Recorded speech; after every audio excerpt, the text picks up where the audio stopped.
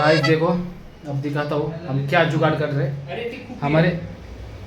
हमारे पूरे पसीना पसीना आ रहा है। क्यों आ रही है देखो, ये क्या कर रहे हैं। ये देखो हमारा पंखा, अभी पंखा टूट गया है। 3 महीने पहले ऊपर से गिरा है। अभी हम उसका ट्यूटोरियल कर रहे हैं कैसे यूज़ करें।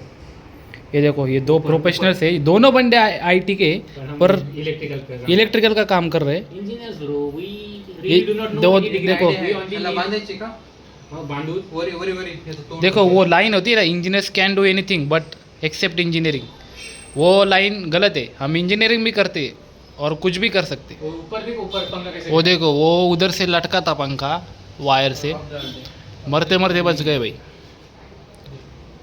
आज हुआ तो ठीक, नहीं तो कल कर लेंगे भाई, उसमें क्या।